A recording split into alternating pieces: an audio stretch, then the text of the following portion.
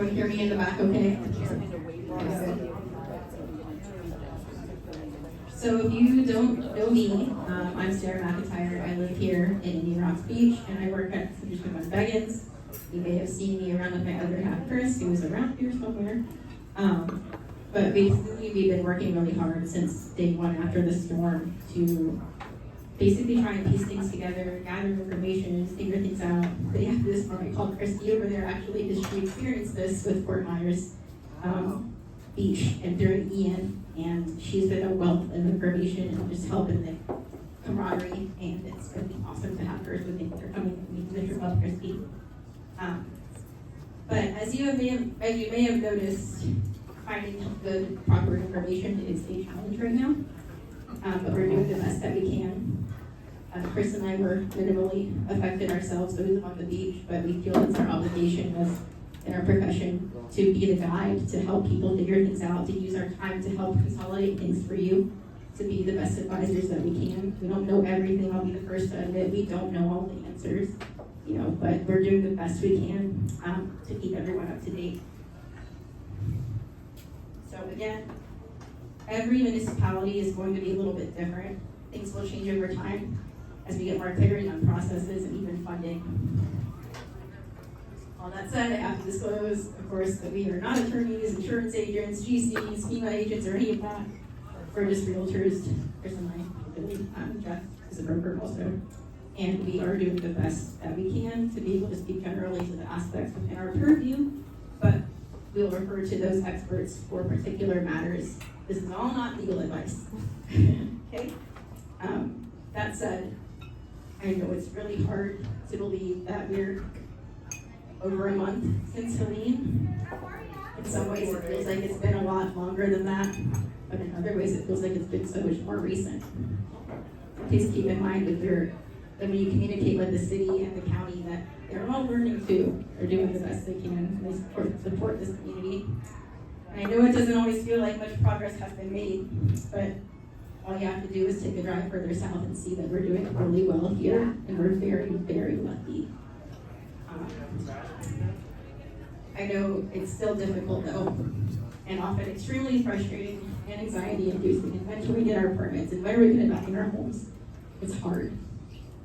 But the goal tonight is to help alleviate some of that as best we can. We don't have all the answers again, but this is an ever-evolving situation, and we will always stay on top of the changes. But we are committed to doing our best to help you communicate and get answers and at future resources. That said, the Indian Rocks Beach community is a beautiful place, but we are not anything without our people. We are a beautiful community because of the people who live here, and we want to help as many of you as possible stay here.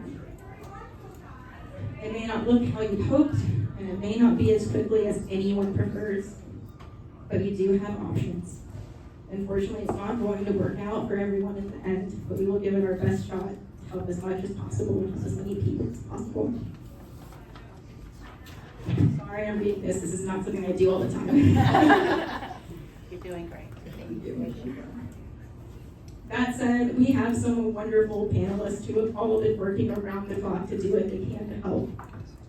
Please hold questions until the end of our panel. Again, we are aiming to keep speakers to an hour or so and reserve the remaining hour for Q&A. First up is our Pinellas County Property Appraiser, Mr. Mike Twitty. We are so lucky to have a committed and proactive leader like Mike. Please welcome him with me. Thank you, Sarah. I appreciate you all having me out. I've got very deep roots here in Indian Rocks Beach. My family spent a lot of time out here, and I actually worked here in high school doing construction and a glamorous word for ditch digging. It was called erosion control. Staking hay bales down while Hamlin's Landing was being developed. To me, this will always be Hamlin's Landing here. So all those of you that have been here for a long time. So, and I don't live far from here now, so I could almost walk here. But love this community, and we want to try and come up with solutions that can help people stay here. We know it's been devastating. The 50% rule guidelines that fall upon us all are rather stringent, and and we are under a different type of magnifying glass than our community has been in the past from storm events because of some of the issues that have happened down, followed Ian in Lee County and in Cape Coral, and some of the way the FEMA auditors came in after them. So I know that's got our community leaders moving a little slower than normal on recovery efforts because they're trying to make sure they cross the T's and dot the I's. So, but I know that doesn't make anybody feel any better when you're displaced from your homes and you're trying to get back in and trying to figure out what your next steps are. So I'm going to share with you tonight. I can only really share from within my lane, but I can also impart some information that I hear and that I'm learning from other these county leaders. I know unincorporated Pinellas handles the inspection process, and I believe the permitting process for Indian Rocks Beach. They have contracts with 7 different municipalities to handle that. So I can give you a little bit of guidance on what I'm seeing, how building development review services at the county level is moving forward, and what that process kind of looks like. Because I know so many people are just wondering what next steps might be. Troublemaker. So first I want to let you all know that we've done a lot of updates on our website at pcpao.gov, which is obviously the property appraiser's website. And we've got a storm resource page there. We've got lots of FAQs that all surround property values, property taxes, and all those typical questions. And I'm sure you're going to throw some of them at me, and a lot of them are already answered on there. But we'll go through a bunch of those tonight. But I also want to tell you about a new process we're doing, because I know a lot of you got guidance or read on Nextdoor or what have you on Facebook. Go to the property appraiser's office. There's this thing called a FEMA letter. Look at that, see what the value of your structure is, see if 50% of that gives you enough to do your repairs. And unfortunately for a lot of people, that number comes up a little short. It's not really designed for us to get slammed and have a substantial damage event. It's really is there more as a courtesy to help in that process, or putting on a new roof, putting in windows, incremental, we'll call them substantial improvements as opposed to substantial damage. So that's a big reason why that number is going to be different. If you do get an outside appraisal, they're able to use different techniques, slightly different methodology, because they're focusing in on the replacement cost of the improvements, and they can use a more favorable depreciation schedule than we're able to do, and which ends up elevating that number. So something we're doing though in the interim, because I know that those appraisals cost money, and also there's going to be a backlog for that work. There's not a whole lot of appraisers in town that know how to do those properly, and they haven't necessarily worked in all the various jurisdictions yet. So if you are vetting appraisers out there, ask them these questions. Ask them if they know how to do it, if they've done actual cash value appraisals. If they say, what's that? Then say, thank you, I'll call another appraiser. If they sound like they know what they're talking about, ask if they've worked in your particular jurisdiction, because every jurisdiction is a little bit different. Those building officials that are reviewing those appraisals, they are the ones that have the ability to approve or deny those reports. So just because you get one done doesn't mean it's a guarantee it's going to be accepted by your building official or your floodplain administrator. So that's important. And there are appraisal review checklists. So the county has one. We have that linked on our website, which I suspect is what Indian Rocks Beach will likely use because of how that process is working. And so make sure those appraisers have access to that, because if they have that up front and they follow that, there's a lot higher probability of getting approved, because what you don't want is your appraiser going rogue a little bit, doing it the way they've always done it or done it in a different jurisdiction, then getting their swords crossed with the building official. Then things don't always go so well, and you don't want that process to break down. So that is an avenue in what they call a reassessment process, but we're offering another tool on our website through our office that won't cost anything, and we're calling it a building value reconsideration. And what we're going to do is if you look on our website, if you think that our number is light, you can send in photos pre-storm. We'll evaluate those, because you gotta remember, when we're appraising things, we generally don't know what the inside of your house looks like. We're making calls from the outside, unless it's a recent sale, we're seeing, MLS listings and those photographs.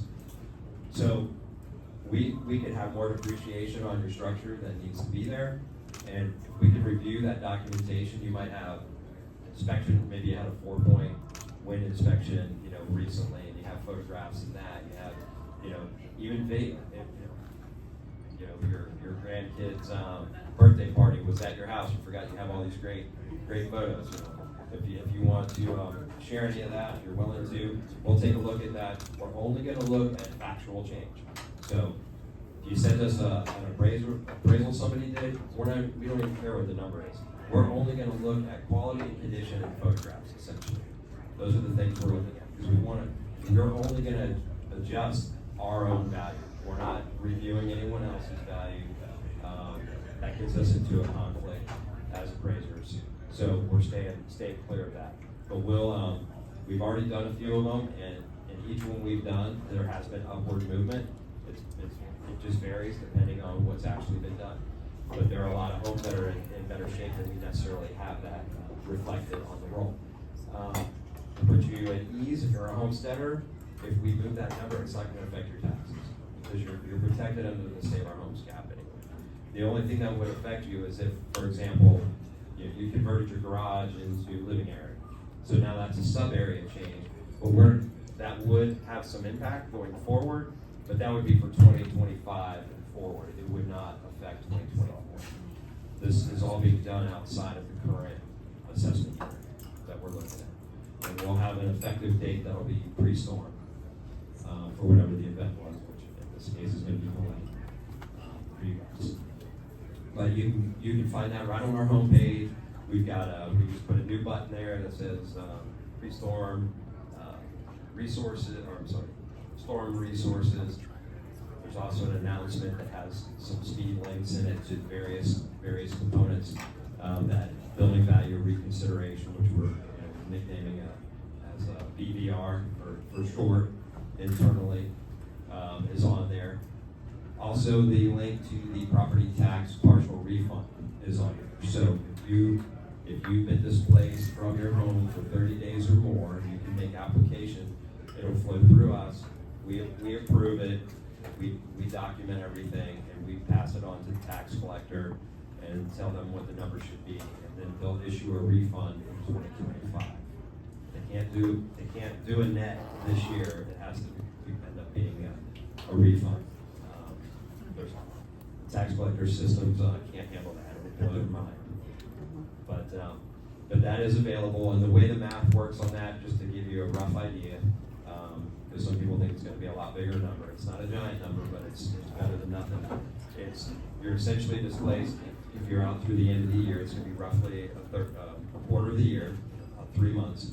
So that's 25% of the year, and then it's going to be times whatever your percent of improvement value is against your overall value. In a lot of cases, that's roughly a third, plus or minus, of the overall property value. So if you multiply those together, you end up with about 8% of a tax rate. So that, roughly, yeah, plus or minus. Just on the resident, on the property. Correct, it's only on the structure. Right. Right, not on the land. So that's very rough, that's very rule of thumb math. Every property is going to be unique and slightly different. Other things on our site, is anybody considering rebuilding? Or is everybody just trying to repair it? Okay, we've got yes, okay. So we've got a few thinking about elevating or rebuilding. If you do that, I just want to let you know there are protections in state law to keep your assessed value at status quo. So if you jack it up or knock it down or build on top, whatever you do, as long as you don't exceed 110% of your original square footage, you stay under your Save Our Homes cap, it doesn't move. So if you knock it completely down, you have a window of 5 years from this coming January 1 to pull your first permit. And you don't lose your homestead. And you don't lose your homestead either. Your homestead will stay in place unless you tell us to take it off. Yes, so the calamity rule of the 110% also works for non-homestead. However, you don't have quite the same, you don't have the same level of protection as Save Our Homes, because now you're under the 10% non-homestead cap. So if you elevated, you'd have considerable protection, but if you rebuilt new, you are going to get treated as new construction for your school taxes, because school millages bang against your full value, not your assessed value, which is capped. Does that make sense? And what was that pull date? I'm sorry? What was the pull date? Permit? Oh, the window of time you have, 5 years from January 1. So we have to have the permit by January. Correct, but just start the process, first permit. That will keep you in that eligibility window for planning. We have all that information on our site. The math gets a little, at 110% of your original square footage. If you need help with that, if you're drawing up plans, get with us, let us look at them. We'll tag those sub areas because the square footage is different in how we weight it to do the 110 math. For example, if you have your living area, we weight that at 100%. If you have a garage, that's weighted at 35% of what living area. So we do a weighted average of what you have with all those sub areas, multiply that by 1.1 to get your max, and then we can back in if you have plans for new construction to see how they vary. Because whatever you're going to build new may obviously get the percentage of living versus garage and utility and all those things. If you elevate or build new above an enclosed area, you're likely obviously going to break the 110. However, be at ease that the value we place on an enclosure down below, again, is probably like 35% of what living area. So it's not the end of the world. Let's see what else we got on there. I want to make sure to tell you about. Can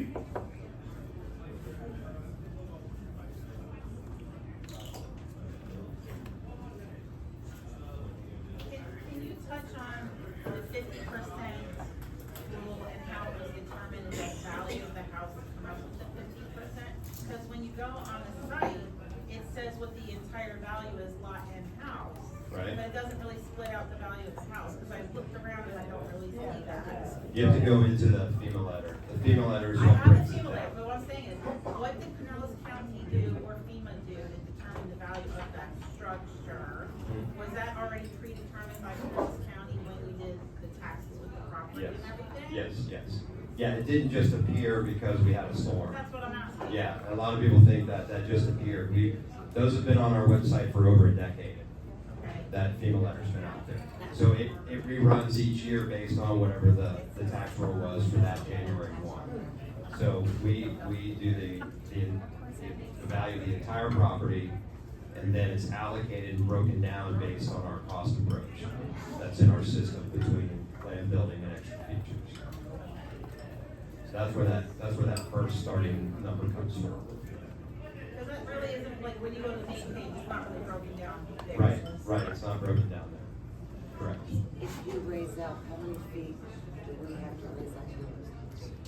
I'm not sure exactly. I'd have to look at the map and see where base flood elevation is, and then you have to add on any freeboard that you would have as a requirement too. I actually have that matrix. I'm trying to remember if I have IRB's freeboard on there. I'm trying to build out a matrix of all the 24 different jurisdictions, so I have now all of them. I know which ones are 49 or 50%.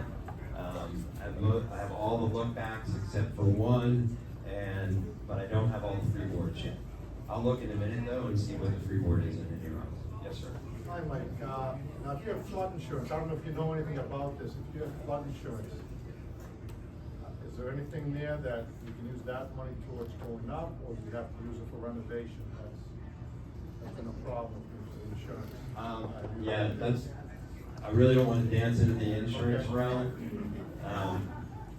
But there are pieces of it that I believe you can use on the elevation.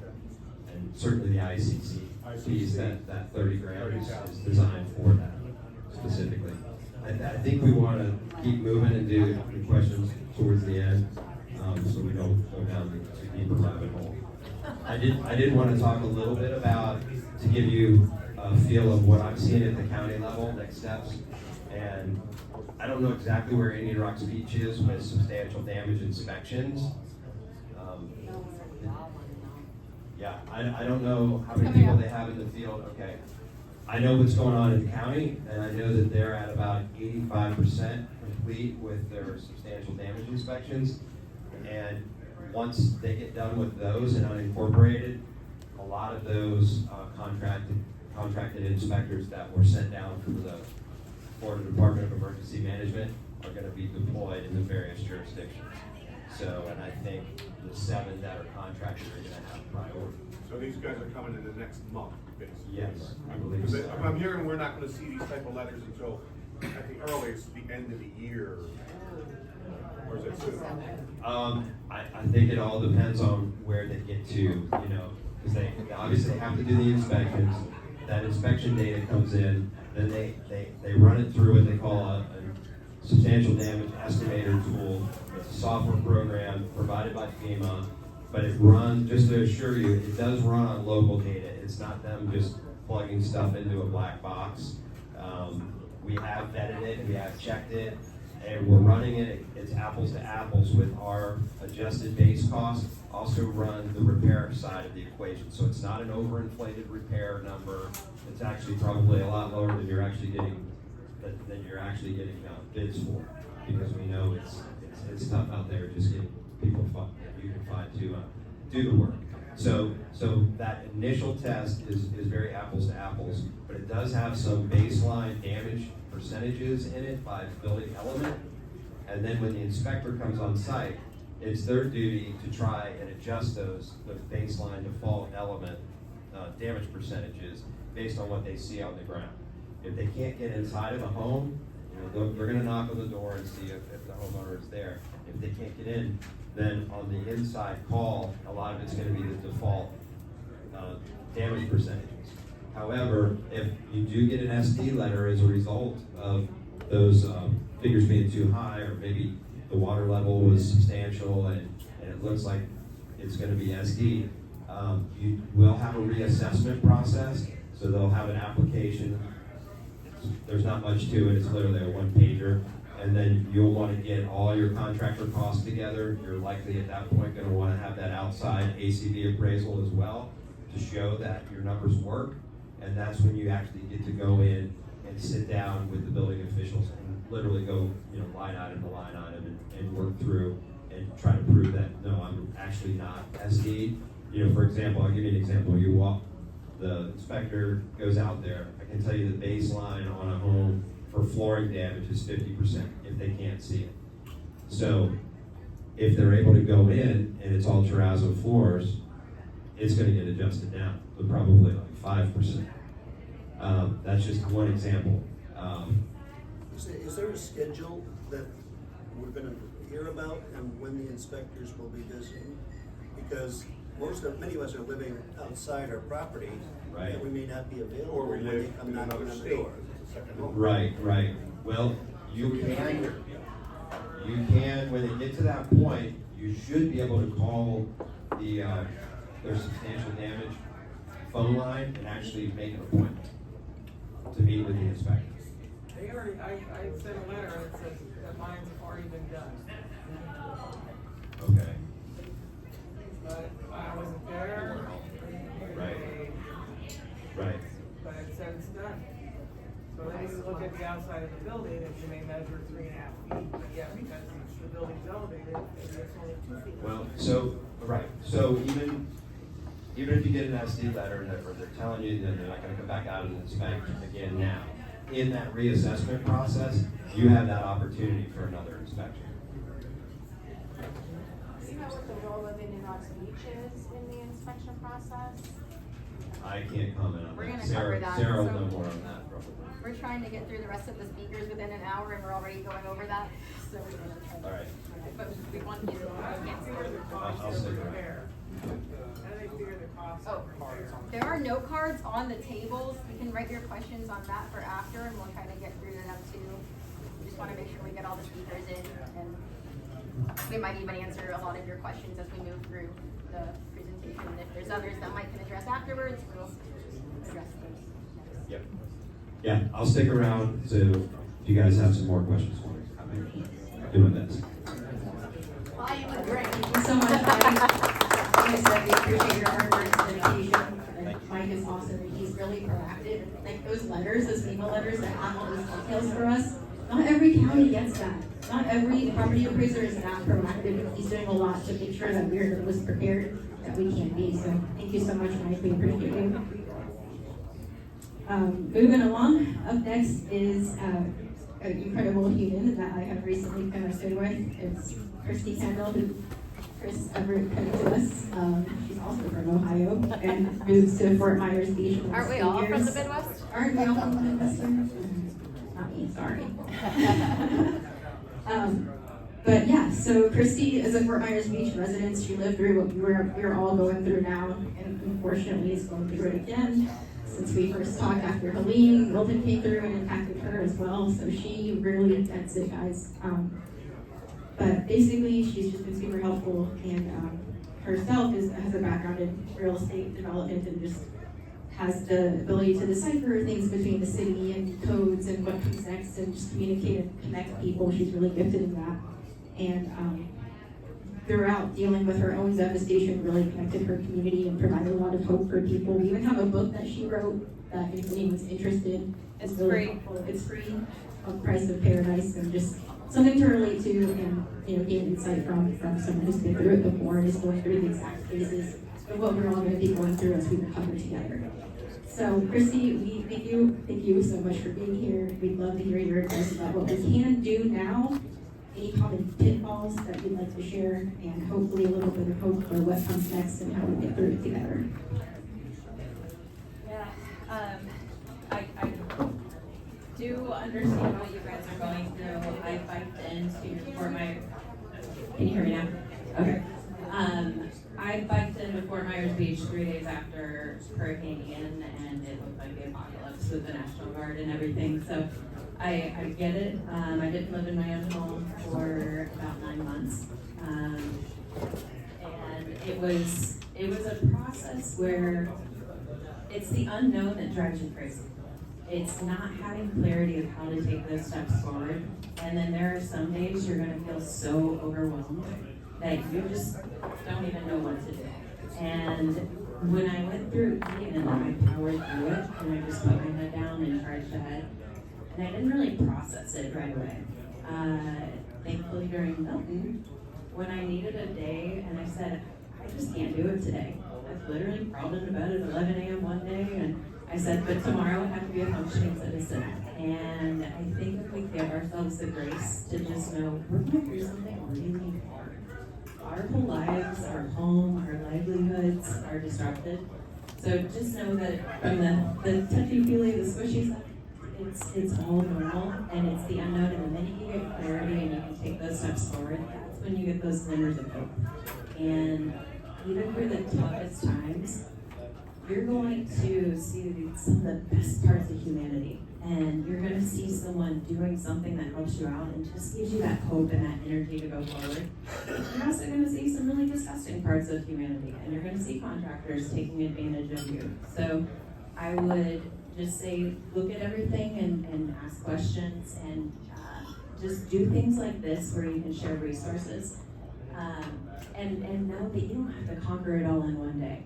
Sometimes just keep taking those baby steps forward to do one thing at a time, and you'll eventually get there. And it will seem like it's going to take forever, but you'll find how resilient we all are as a community. So I did end up writing that book. Every day after the hurricane, I journaled, and then I had a friend who does stuff and was able to take the pictures and put it together. And it took me a year and a half myself to read my journal notes. So that is my bike. That is it. And it's, yeah, it's a process, and it's just to know that what you're feeling is normal. So just know that. I do know from the permitting perspective, I've been able to help some people and just translate what the jurisdiction is saying to normal people terms. So in any way that I can help you guys and just give some clarity and insight and work through Sarah and her team, I'm here to help. I've been through it with you guys. A couple things that we did on the beach that were helpful is we were able to take those first floor homes and get those elevated. And some of the contractors even said, they're like, you can leave the glasses in the cabinets and we'll elevate it and they won't break. I don't know that I could do that, but we elevated quite a few homes and were able to say that, I want to say the price for us was around $100,000, but check with contractors and see what that We're is. saying 300 to 350. And you're gonna see when contractors are busy and overwhelmed, you're gonna get higher numbers, so yeah, shop the numbers a lot, and just kind of, just keep seeing things out there. Another thing that we came up with is there's modular, so anyone who wants to rebuild from scratch, there's modular homes that are being built in a factory in Georgia, from this example. They're being built in a factory, they're $300 a square foot, whereas new construction is $600 to $800 plus. And they're built in 21 days.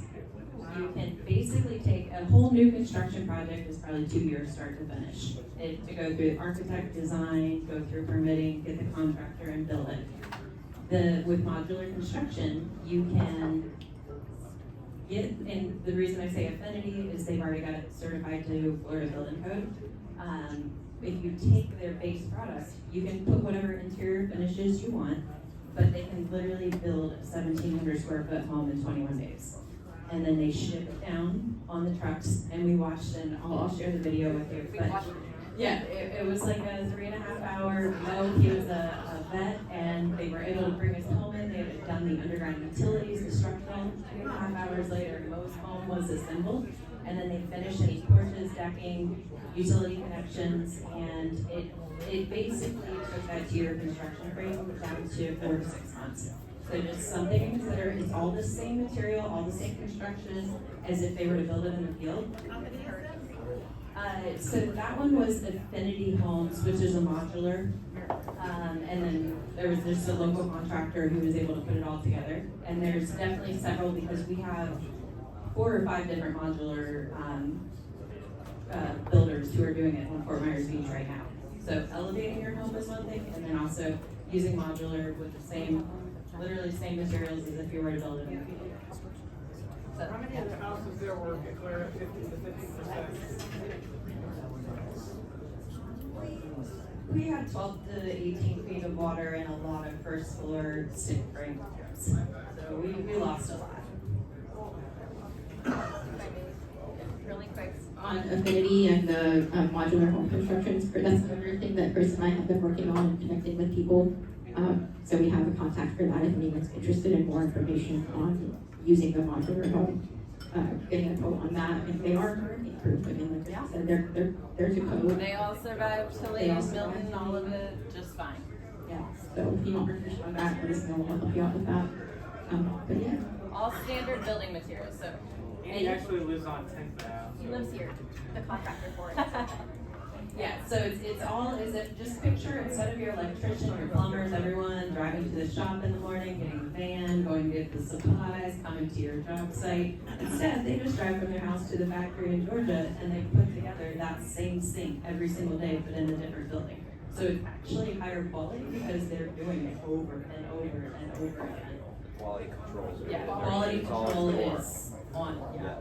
No exposure to elements. That's right. Yeah, no exposure to element. I mean, that's where so many houses were not done yet when Chilean built came, and it's like, that's, yeah. I missed the connection between the home and elevation. So let's say you had a prefab, Yep. don't want to get too carried away. You basically just bring in the underground utilities, you put the foundation. So Is that whether all you're doing. part of, So that's separate, so in the contractor's doing that while the 21 days are happening in the factory. So the contractor's getting the elevation, exactly. however that happens. Yep, and depending on which modular company you go with, like Affinity will build it even without the structural part finished, because they're telling the contractor, you need to make sure your final, elevations are, that you've shot the points and that it's level, and they're putting that on the contractor. There are some who want the, structural done, and then shoot those points, and then they'll build from that.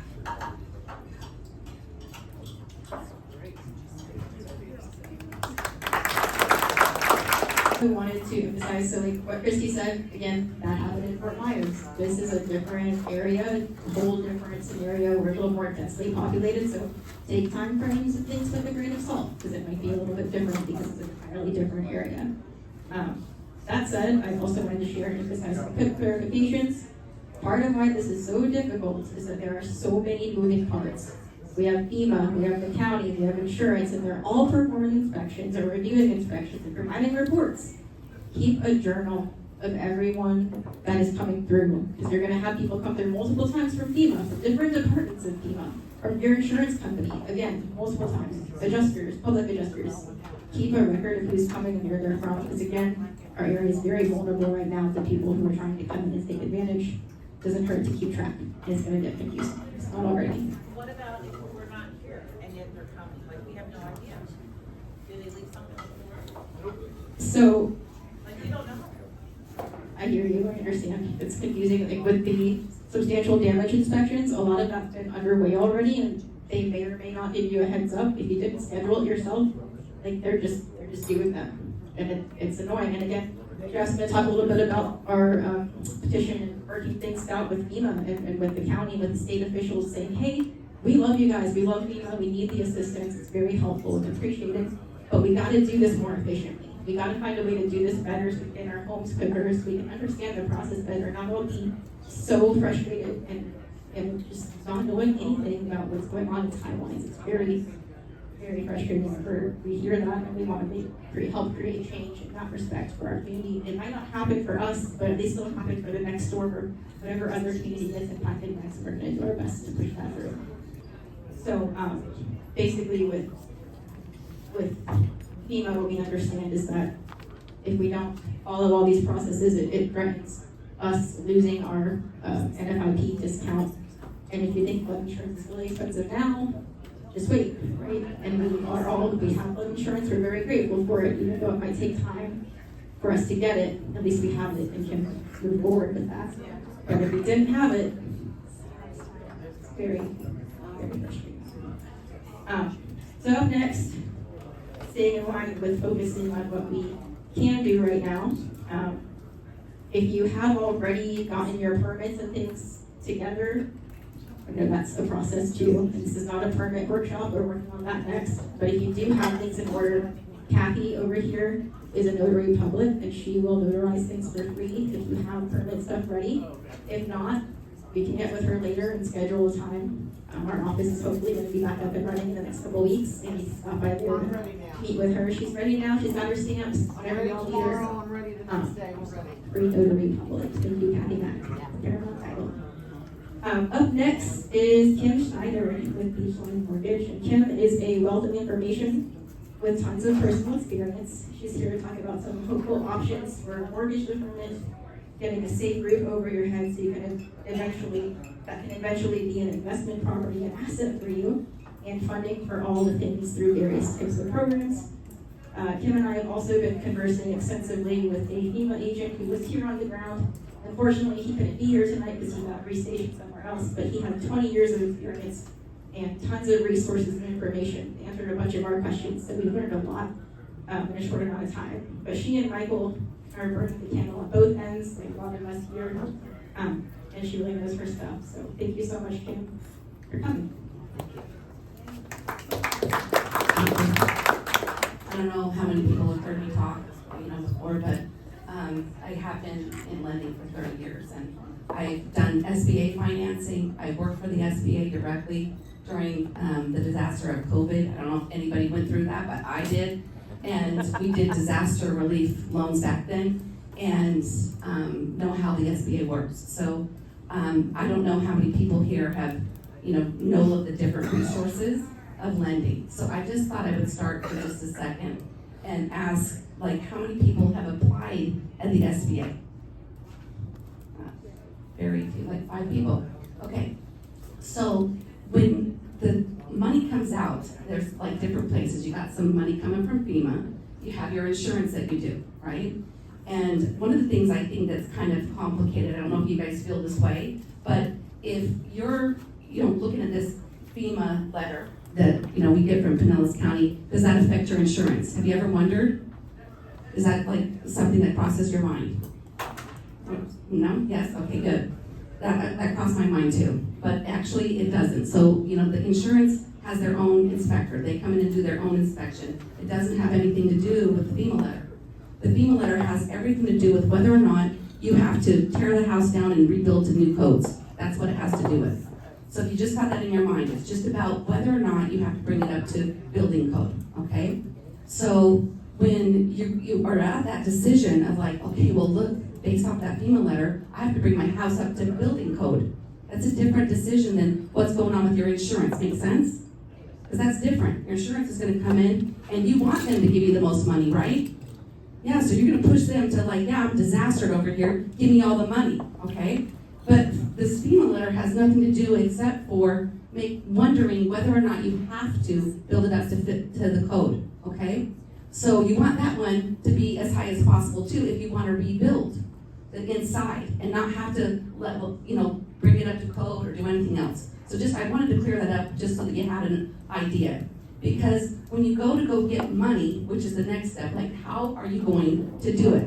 Are you going to use the insurance money and you're going to do it, bootstrap that thing up, you're going to do your own drywall, you're going to do your own flooring, you're going to bootstrap that up and make it work with the insurance money? What are you going to do? That's one idea, right? So in order to do that, you need the FEMA letter up as high as possible on your dwelling so that it doesn't make it be where you have to go up to current building code, okay? So that's one thing with that part, okay? The second thing is okay, so I need to go up because I can't make it work. There's too much money when I did my little spreadsheet, right? How do you get money for that?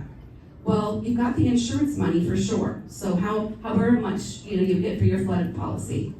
The SBA has money that also will give you funds based off of the destruction of your home.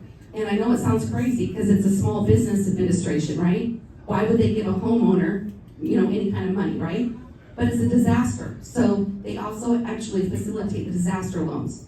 So when you go onto SBA.gov, there's a place on there for homeowners to actually apply to get help for the disaster. Now it is a loan. It's a low cost loan. It's for 30 years. You don't have to pay on it for the next 12 months, but it is a low cost disaster loan. And it gives you funds to provide money for the personal belongings or to help facilitate any kind of change that maybe you didn't get from your insurance dollars, okay? So that's just the one way to do it. You get down to the next step and it's like, well, okay, now I got all my dollars, what am I gonna do? So this is one step where I thought, at the very beginning of this, in order to move forward, you have to actually know what you could do with your lot. So the first thing you do is need to find your survey. So if you guys have your survey from when you first closed your loan, Kathy Mack, we have to do them on every closing. You're gonna have it in your closing documents from when you closed on the loan. I don't care what loan either, you have to have a survey. Refinance, anything it is, you're gonna have a survey. So find that survey. That's the first thing you're gonna need. Can I answer? Sure. If you can't find your survey, call the title company that you closed with, and they will email it to you. They have it in their docs. Even if it's older. Title. It doesn't matter. Call the title company that you closed with. However many years it is, it does not matter. They have records. And they're not business. Okay, then. By the way, You we might even don't know if they're have- not business. But it gives you, yeah, it gives you your footprint. So now you know what your footprint is on there, right? Because the next thing is you gotta make a decision. Are you gonna rebuild or are you gonna bring it up to code? Those are the two decisions that you need to make. And so it makes it kind of simple. What am I gonna do? I'm gonna rebuild or I'm gonna bring this, am I gonna just rebuild it the way that it is? Do I wanna rebuild and, elevate it? Or do I want to, maybe take advantage of the extra 10%? Or do I want to actually, rebuild and add 100%? Because you can do that. He didn't say you couldn't, because you still get, save your homes on the amount that you had for the, let's say your 1,000 square foot, but you wanna add another 1,000 square foot, you can do that. The part that stays on your same tax benefit is the 1,000. The other 1,000 would just be the one that would be at the new tax bracket. Make sense? So you can do this. Now, how do you do that? Because money becomes the next issue, correct? I know, and I wish there was a tree out back that we could all pick from and, we'd all be great. So there's lots of different ways to get financing. Some people are, retired. How many people are retired in here? Yeah. So, how easy is it to go get, an actual mortgage, for $1 million right now? What do you think? Okay. So, but there's lots of different ways to do it. We have investment loans. So there's ones that are, where, remember the old saying of like, stated income deals, or, we call them now debt service coverage ratio loans or investor loans. They're different names, but they help people to get the money that they need to rebuild the actual structure depending on your income. So if you need capital that's additional to what you're getting from insurance or what you can't get from SBA, you can get some additional capital when you go in to get a new loan to just make it so it happens. Because to be honest with you, who wants to lose money on their house? Who looks at they're facing maybe losing equity or losing their home altogether? Yeah, that's what I thought too. So there's a way not to do that. Why? I mean, I've been in real estate for 30 years, and I like real estate, and I like to figure out how to make money. Who wants to make money off their real estate? I do. Okay. So don't give up, and don't give into other investors who come in, because they're going to do the same thing that I would want you to do directly for your own self. I know it's stressful, but just lean on somebody who's done it before. Lean on your real estate professionals. Lean on somebody who can get you the capital. Lean on, okay, what do I do if this happens? What if I can't make all the payments? What happens? Has anybody thought how do I handle 2 mortgage payments or 2 living households? How do you do that? Has anybody had this thought through their mind yet? Yeah. So there's even that. So I want to touch on that for just a second, okay? Because there's a program that's also for disaster relief directly. And it's actually to help you get into a house at 100% financing. They discount, so most people go, well, how am I going to get into that? I already have a mortgage over here, right? How am I going to get 2 mortgages? It doesn't matter. This house that's in this disaster is over here. It's like a project, okay? Now, this little house over here is the project. You yourself need to get yourself okay. So what you do is you go, well, what do I need to make myself okay? What would make you feel good today? So is it a house? Is it a condo? Is it, what is it? What is it that would make you feel okay today? Because who's living on a couch? The guy was living on a couch. Who's living on a blow-up bed? They deflate. I don't know if you know that, but I wouldn't want to live on that for very long, okay? So how long can you do that, So if you thought about it today, like, how do you get yourself okay? Okay, good. I can get 100% financing. I don't have to worry about this thing over here. I'm going to get myself okay, and then I'm going to start to deal with my investment project or my rebuild back to my own house and sell this investment project that I just bought. Make sense? Because real estate only goes up in value, even though it might go up and not like this, like that, but it really only goes up in value. So take an opportunity. How many times have I, talked to investors? They can't get 100% financing on an investment loan. I don't know any loans like that. So take advantage of in a moment where you could actually get a house and you could live in it, so that you're not living on some floor or some blow-up couch or whatever else that you're living on. And think of it from an investment perspective. Even if you're you might be debt adverse, you might be whatever it is, but there are ways. And if you just thought about it for just a second, what's going to happen? Because the other thing too is I've been in, like I said, lending for 30 years. I've gone through even the crash back in 06, 07. And there were, I don't know how many, do you guys know how many banks failed in that period of time and how many foreclosures were in the market? Does anybody know? This place right here? Thank you. Okay. This whole complex was. So when back in that time, you guys, I had 224 houses under construction and 3 land developments when the market went down. Now, what did I do? Okay? Because that happened, right? Could I make all those payments? I mean, the market went down. How many houses were sitting on the market? Jeff, do you remember how many houses were sitting on the market? Almost all of them. Thank you. All of them were sitting on the market. I'm from Utah, by the way, and I sat there and watched the NMLS, or the MLS, just go up, up, up. Next thing you know, all these houses are sitting on the market, and I'm like, oh my gosh, what's gonna happen next, right? So, what happened next? I had to sit and watch it for a minute. Trust me, that was scary. But the banks are, they're set up for certain things, even though banks fail and all this, change happens, okay? So one thing that did happen during disasters is the banks do offer forbearances. Did anybody get offered a forbearance on their mortgage? Well, I call. You called, okay. But all of the mortgages will give you a forbearance. Now, a forbearance is a moment of time. And what a forbearance is for is to get you to a point where you can make a decision. So they give you 90 days. Can anybody make a decision in 90 days? So far we've been in how many days in this one? How many? 44. So 90 days is not very long, would you agree? Okay. So what happens after 90 days is they'll give you another 90 days, okay? Until you come up with a decision, because you're gonna need to make one. Okay, so you're gonna eventually need to make a decision on what's gonna go on with that project. Remember our investment thing over here, okay? Can you Go ahead. What I was not aware of was when the forbearance protection ends. Yeah.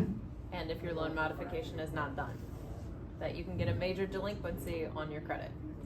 That's true, okay? You need to actually stay on top of it, okay? Because I don't care what they say, what the bank says, it goes into a different department. They don't want to kick you out, they don't want foreclosures, they really don't want your property back, they really want you to solve the problem, okay? So the bottom line is, we're gonna solve this problem, okay? And trust me, I'm just accruing interest every day, okay? So that you're accruing interest every day. When it all comes down and we actually get to a point where we have a solution, because it might take a minute to get to a solution, does that make sense? It might take a minute. When you get the solution, we'll know what dollar amount we need to pay the bank. Not what you owe the bank, but what you need to pay that bank, okay? Now, it might not be all the interest. It may be back, well, hey, listen, I can only get this done like this, and we make them an offer, okay? Now, I don't want to, give you all this that it has to go that way, because it doesn't. I'm just trying to get it so that you can get all the way through, just in case you go home and have question, okay? Because when it comes to this next step, this little loan program that I was talking about, it actually has a rehab portion of it too, where we can get actual dollars to actually rebuild back your home. So, it gives a credit, like, I guess forgiveness is what they would call it. So if something's going on with that thing that's called this investment project, don't worry, it's not gonna affect you on getting this loan at all. So that way you can really be okay and moving forward, no matter what happens. But they're not actually making these 90-day forbearances hit your credit right now at all. It's not doing that. It's just day 366 if you're not done. That's a year, by the way. Yes. So just be careful. Yeah, and make sure you talk to them. If I'm not mistaken, because we did a forbearance once, you can actually make payments during that forbearance, and you do not pay the interest during that time. So if you have some money, you're, in the long run, this is gonna save money on the forbearance time. That's awesome. Each bank's different on what their forbearances are. Make sure you read the documents that come over, because they are different, so depending on your loan type, they're gonna be different based off of the lender, okay? But to be honest with you, like I've worked in this side, I've bought and sold over $900 million of unpaid principal that were from these failed institutions. I know what the banks do, I know what they think about, I know that they want you to be in your home, they don't wanna take your home, they wanna actually come up with a solution, they want you to come up with one. Because they can't solve all the problems, I don't care who they are. There's not enough people in the world to solve those problems. So I just want you to think with this, and if you want to do something that actually makes an increase of the value of your home. I was working with a lady today, and we're talking about, okay, so you have 1,000 square feet. What if you added 1,000 square feet? How much does that add value to the house, right? You got another 1,000 square feet. It's not going to cost as much to build that second 1,000. What if you added another, $750,000 worth of value to that home? Now all of a sudden you're walking away pretty in 18 months. And these loans can be done where the actual construction loan has no payments on it. So we can create the interest reserve, so it makes the payment for you. So while this project's working, it's working on its own. And you're over here living because you went over here and you did something else for your own self to make sure you were okay. Does that make sense? So anyway, there's always finance options, and I know that every situation is different, and I just want to make sure that you understand that it's different. If you have a scenario that you want to run by, I'm more than, willing to talk to you, ask, questions. We're going to have the Q&A, and you're more than willing to ask questions. I can answer anything. So I'm done, by the way.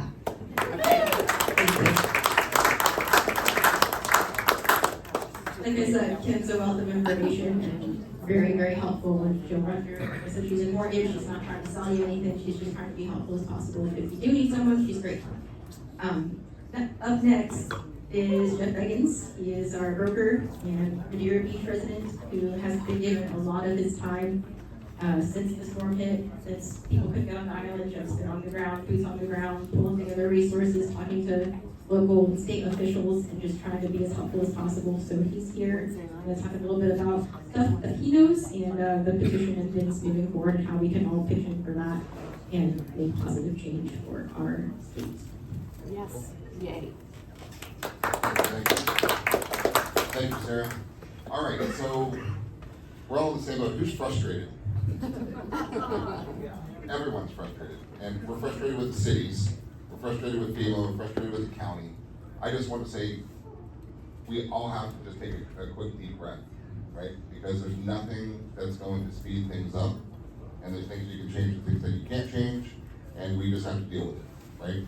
Now, with that said, the cities and the county, property appraisers office, everybody has the same goal, is to get you into a home that you can put a tree up and have a holiday, just get you back to life, right? There's not one city building official, mayor, commissioner, anywhere up and down the coast that likes what's going on.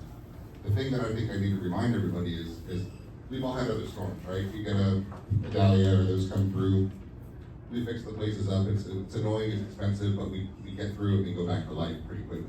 As soon as a federal disaster was declared, everything changed, right? And our municipalities got handcuffed and they can't do the things they want to do.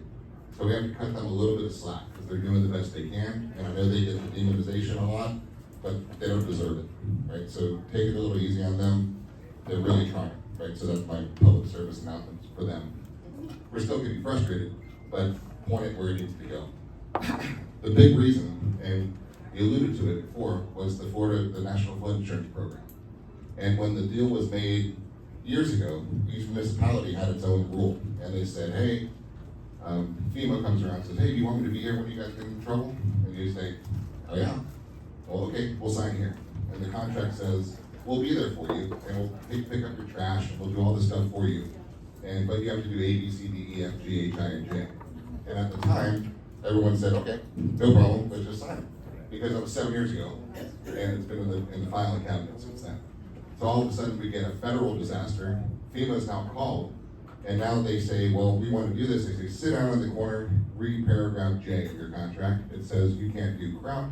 Sit over there, we're in charge, you do what we tell you. Now, of course, I'm paraphrasing the contract, but that's what's happening on there, okay? So part of what we are is you can't get a permit, you can't rebuild, you can't do anything until we're done with our damage assessment. You know, we're going to do it whenever we get to it.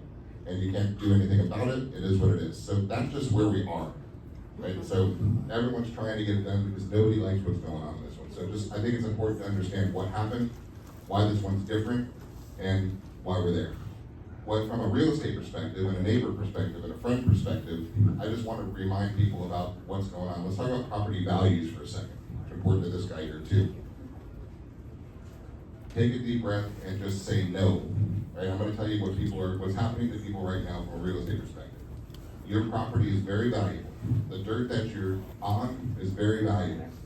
Do not sell it. Right? It's the best investment you've ever had in your entire life, and will continue to be that way over time.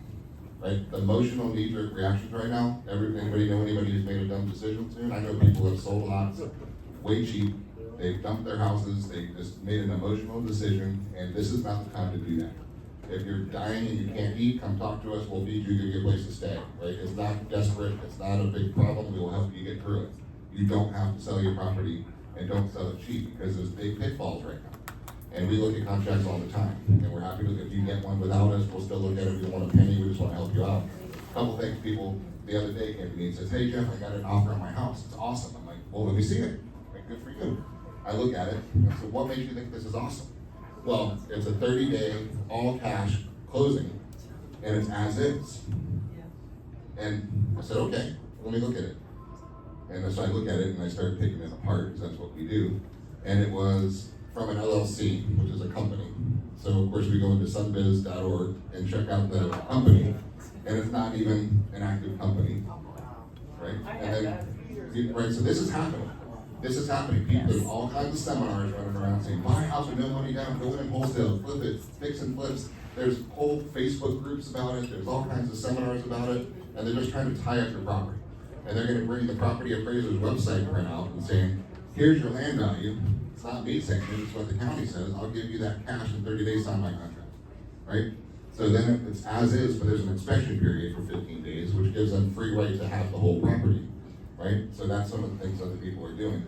And there's no source of funds, you don't know there's money there. So on paper, on top, it looks like it's a good deal. Quick close, all cash, company, no big deal. And the guy pulls up in his little Mercedes and he's got a briefcase full of cash, and it might look good, but there's a lot of devils in the details, and a lot of people are getting screwed, right? So please, talk to us. We don't care if you work with us or not. As a neighbor and as a friend, we want to make sure that you don't do something stupid, because if you sell yours too low, you really destroy everybody else in the town, right? Because you set a new comp, and it's not necessary, right? Question? Are you a builder?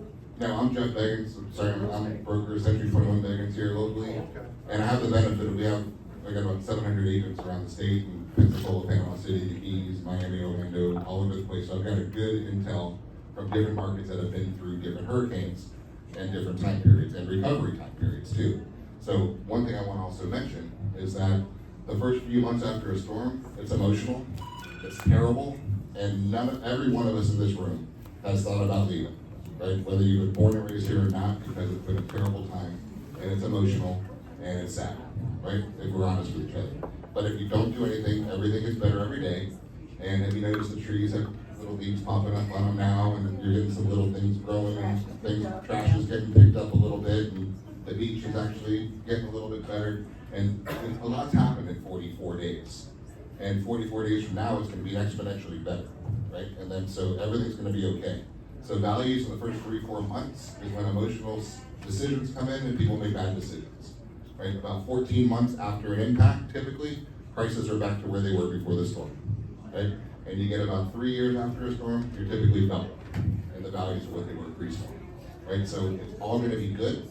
We're in the most beautiful place on the planet. We're in the best state, right? The most densely populated county for a reason, because it's better than every other county, right? And we have everything going for us, and we will be back, right? So stay, we want you to stay.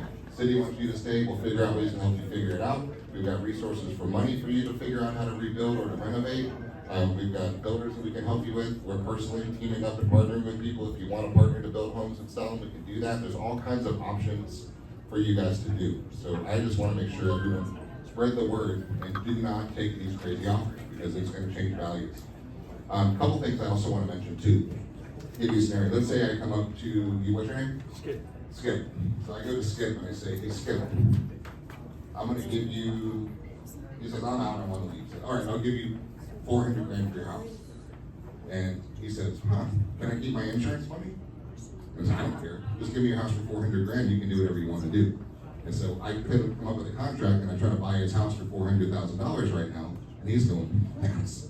I'm gonna probably get 180 grand from insurance, I might get a little FEMA jingle money, and I get his 400, well, it's not too bad, I'm gonna go move to North Carolina. Well, maybe not there, but. Bad example. Right, bad example. So let's talk about what could happen there. Do insurance companies wanna pay out or not wanna pay out? Not wanna pay out. So they're gonna look for ways to have problems. So if you're the seller, one of the things I want to just warn you about too, is if you were to sell me that house, and it's the time for your insurance claims, there's a very good possibility, depending on your insurance company, there's one disclaimer, that they could really make it difficult for you to collect, because you no longer own this home, okay? So there's problem number one. Would he be mad if he was not gonna get his insurance money down the road? Yes. Now, am I saying that's always gonna happen? No. I'm saying I know it has happened, and I know it could happen, and you're nodding your head over there knowing that it happens a lot. So don't think that's gonna happen automatically. Now, what do you do because of that? We have really good real estate attorneys, right? And there's ways to do that. We can come up with a land trust, right? And we can keep the beneficial rights in your name, while we do that. I'm not gonna get in the weeds of it, but if you're thinking about doing something like that, we can do that. So the property stays with the same ownership, right? And then you can still get your money and then close the house later, right? So there's strategic legal ways that you can do this that will help keep you safe and will help you not get screwed in the negotiation time periods, right? So that's a really big thing. Now, let's fit. I just have one question in Yes. all of this. So, I don't have insurance. I own my property. I'm capable of fixing it. I have the means to fix my property. Yep. Okay? Why do I care about Why like can't the I? FEMA and all of that? I Yes. have the means to fix my property. Good I'm question. self-insured. Ron too. I'm living in it. And a lot of people are like So why that. do we have Like, to why are you jump interfering with my life? I don't want anything from you. I don't need anything from you. I want to put my house back. That's my When the question. federal government came over as a federal disaster area declaration, they don't care. The municipality made the agreement with FEMA that everything under its jurisdiction is going to live up to these rules, right? Everything will be quote unquote FEMA compliant, and we guarantee that will happen in the event of a storm. We're gonna make sure you come in and do your assessment. If it's over 50%, we're gonna force them to rebuild. All these other things went into the deal. So you just fell under that contract. Yep. Even though you don't want any money, you kick them out of the house, I want nothing from you, doesn't matter, the deal was made with the municipality, you're just part of it. Right, and it was deep in your title policies and all of your stuff when you closed your house, right, so it was there, but that's the deal, so it's terrible, but it is the way that it is, so you have to wait. Right? Thank you for Yeah, clarifying. yeah, sure. Well, how are they gonna make you do that though? That, they have ways to make you do that, if you ask the different cities about how they make you do that. They make, Yeah, this- they let me hold say, the they make permit. the city do that, and here's the leverage. I didn't talk about this one, so the leverage is the National Flood Insurance Program, and so Skip wants to sell his house one day, right? And Mike wants to buy it. If we're not part of the National Flood Insurance Program, the mortgage companies that Kim talks about will not loan money on this property and this municipality. We're not in the National Flood Insurance Program. So FEMA says, if you don't live up with my rules, guess what? You're out. Therefore, there will be no more mortgages inside your city. All the current mortgages in your city may be called in. And you get another problem and another storm, we're not coming.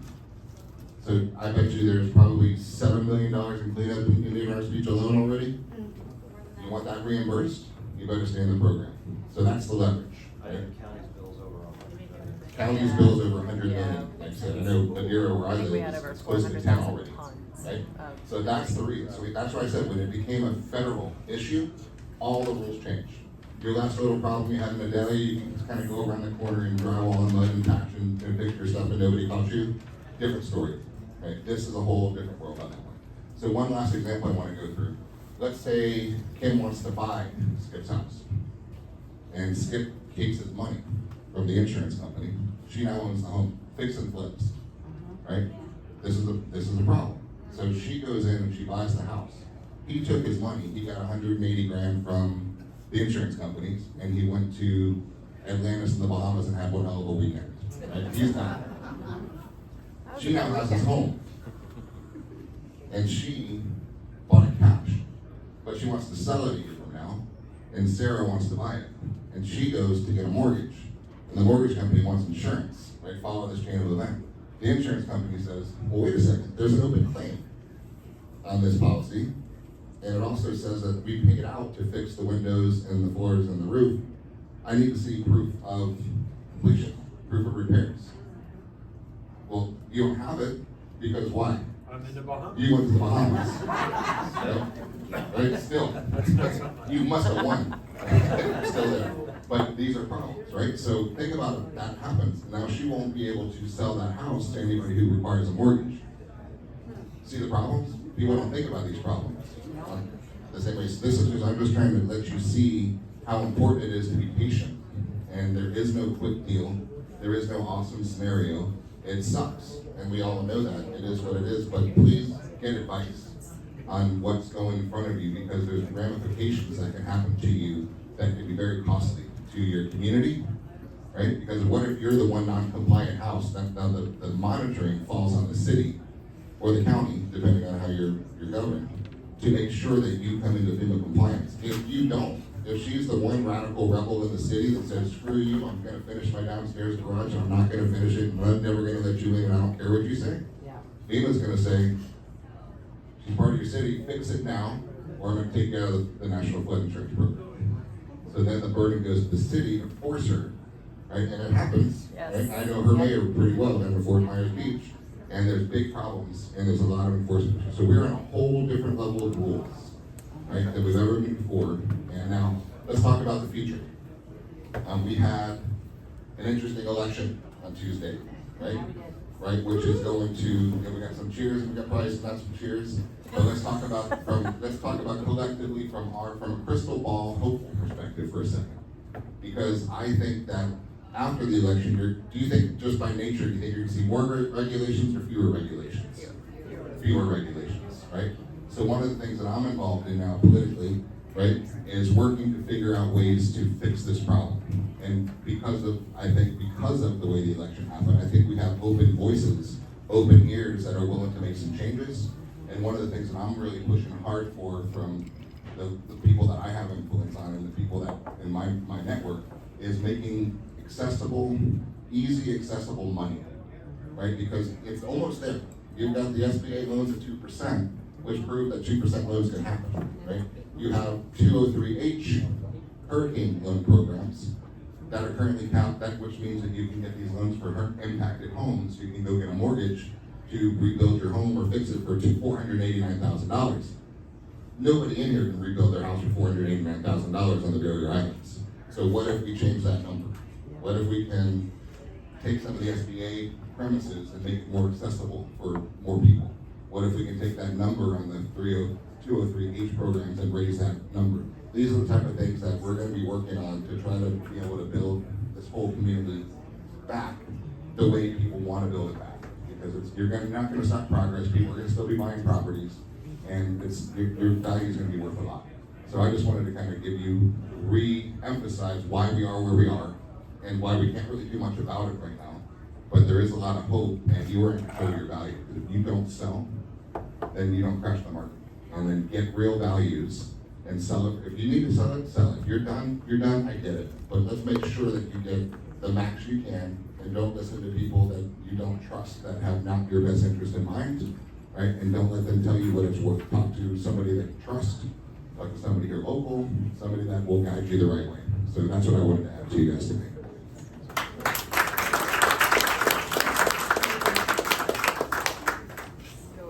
Thanks so much for all that you're doing. We're really lucky to have in our river in our community is needing some great efforts. A couple quick things from the city. I'm just gonna just wrap up here and then we'll go into Q&A. So positive news, our beach accesses are expected to all pretty much be open within 2 to 3 weeks. There might be some exceptions, but according to the mayor, as of yesterday morning, the accesses are planning on being open in 2 to 3 weeks. We're also gonna go ahead and keep our regularly scheduled car parade, our boat parade, our Christmas tree lighting, all of that's still gonna happen. We're gonna keep the morale up. Try to have some sprinkling of sense of normalcy for us as we go through this together. On the note of the substantial damage letters, okay? So the substantial, just to clarify, and I clarified this with Hetty today via email. As far as substantial damage letters, they will be sent out by the city as they become available. The green and red tags on people's homes that you see now, those are initial safety checks and a precursor to the substantial damage inspections. They're not necessarily the substantial damage inspection themselves. But the safety inspections are completed at this point, according again to Hetty, or what she heard from the county. But the substantial damage inspections are also underway, and they are being performed by the county and being sent to the city of Indian Rocks Beach. Then the city of Indian Rocks Beach are planning zoning coordinators sending out the substantial damage letters to homeowners. Make sense? Everybody follow? So if you are deemed substantially damaged and likely over the 50% rule for the cost of repairs, you will need to either bring your home into compliance or request the reevaluation. One of those ways that Mike talked about earlier is that reconsideration of value, BVR, right, on the website. Yes, you can actually do that now while you're waiting. And you can do that now while you're waiting, right? Like we said, practical steps what you can do now while you're waiting for permits. You can go ahead and go on PCPIO. I had a projector here set up to show you, but it didn't work. The nice thing about that is if we can move the needle, you don't have to go get the outside appraisal. You don't have to go through the assessment process. And it's free. Correct. So that button, you click that on the website, it's free. You don't have to go pay $550 or $750, whatever that appraisal cost is gonna be. Mike, you click that button, and you can get that automatically evaluated. It might take some time for them to do it, but it might take shorter than the actual cash value appraisal that separate independent appraisers are doing. So thank you for that, Mike. That is huge and great benefit for us that you can do right now. Is there an outline of how we should prepare for that? Because I have, I own a home here as well, but I also have rental property that, it's like, how do I prepare for that? Well, when you say prepare, you're talking about prepare for the evaluation? Yeah. It's like, what do you do? It's like, I'm sure when they came out and took pictures. Well, in our case. There was a week that was days after, and there's trees there, and there's, you know. Right. Well, they're How do you- it's gonna be a retrospective valuation, so it's gonna be back in time, so it doesn't matter what it looks like today. So for our request for building value reconsideration, that's just you submitting via email, essentially through the application that we have set up. It's a little PDF application. It'll turn into an email. You attach pre-storm photos and any other documentation that can give us a feel of what you had there before. That's what we're going to be looking at for that evaluation of your quality and condition. When it comes to if you're going to get an ACV appraisal, that's out, you know, that they're going to want to come out, they're going to talk to you, they're going to inspect the property, you know, go through it, they're going to try and look at, you know, even though it's damaged, they'll be able to see basically the structural components that were there and the quality and condition in that manner. As for my mental health, I did absolutely no pictures of the devastation, only the piles of stuff that was on the street. Which I'm sure that's one of my issues. I was like, I want no pictures. Yeah, you want the photos before. You want the before So photos. just to recap for the video sake, the question was, how do I prepare for that appraisal or for that reconsideration of value through the property appraiser's office? That is through, basically go on there, it'll generate a PDF, you fill out the PDF and then email PCPAO and they will assess based on previous photos. It's a reconsideration of value that's a retrospective. So if you have past photos from a grandkid's birthday party or whatever, where you have pictures of your house and the condition that it was, you can use that to reassess your value. I was gonna finish up a couple quick things. So, yes, we can do that. Or you can hire an independent appraiser if for some reason the reconsideration of value is not high enough. You can go in and do a more in-depth actual cash value appraisal through an independent appraiser, excuse me. Yeah, I had a client that I was talking to who on the phone today, and she had two neighbors that paid for a couple of these private appraisers. But the problem is that do they know what a cash valuation appraisal is and what it was prior to? So, like, I don't know that they asked the question, so it's hard for me to go, well, I'm sorry that they didn't get the valuation that it was, but in the meantime, what kind of appraiser did you hire? Makes sense? You need to make sure it's the right kind of that's the appraiser. thing. And we have that direction on our website. You Yes. go into the FAQs, it'll say what type of appraisal do I ask for, you know, and it'll talk about retrospective as well, and it will even give you, we have two different sites you can search to even find appraisers. So one is the state site that has all the state certified residential and commercial appraisers, and the other one is the Appraisal Institute, which is the professional organization, and that lets you search designated appraisers by geography. And we were seeing significantly higher values from the private appraisers than what was on the website. So there is a very good chance that you will get a good boost in your value by doing that. I've seen the But- number double. Yes, but hire the right one. So if you really wanna rebuild, if you really wanna keep your home Right. as it is, and you Then wanna just be waste your under that 50% limit, it's gonna be in your best interest probably to get that actual cash value appraisal. But while you're waiting for that, go ahead and do that on the website at PCPAO and see if that helps you out with that value. A couple of quick things again, just moving on from that. Once that ACV is completed, you would need to submit it for approval and include it in your permit application. Those permit applications are long and confusing, and this isn't a permit workshop, but we are gonna work on putting that together at some point here in the future to help people out, and again, Kathy can notarize. Thank you, Kathy. Sir, just tell them that when they get their letters and everything, you just call my number, which is 727-430-8974. Wait, what is that again? 727-430-8974. And you are ready to go ahead and get everything notarized and all that. I'm here, I will come to your house, you can come to the office. I might even have a mass notary thing going on, so that y'all can just come on in and stamp, you're done. Kathy's gonna need one of those stress balls. I've got my stamp right here. Camper, all the signatures she's gonna have to write. But, okay, so, yes, so once your inspection is complete, and if you are not considered substantially damaged, you still need to comply under the 50% rule for your home repairs. So just keep that in mind. If you didn't get that letter, or the notice says you're good, you still have to follow the rules, because like Jeff said, if you don't, we're all in trouble, and no one wants that. Sorry, it sucks, I know, it's bad, but it is what it is. Until things change, we have to abide by it, and it's best for everyone if we all abide by the rules. So as far as the city of IRB is aware, most substantial damage inspections have been completed, with the exception of some multifamily units and some elevated homes. You can email the city to check. You can also email the county to schedule your substantial damage inspection with the county if you haven't already done so. And I have emails up for the screen, but basically it's hurricane. I don't want to get it wrong. I'll put it on different platforms later so that you have that. But you probably see links elsewhere as well. But yes, so the city is working to put together also a quick FAQ online on the city website, and that page will go live soon. We don't know exactly when. Again, timelines are hard. The city's doing the best they can. But there will eventually be an FAQ page on the City of Indian Rocks Beach website. That's www.indian-rocks-beach.com. And again, I know this is all frustrating. We all have a lot of questions. Again, the permit workshop will put together a later date. Your contractor should also be able to help assist with these filling out those forms.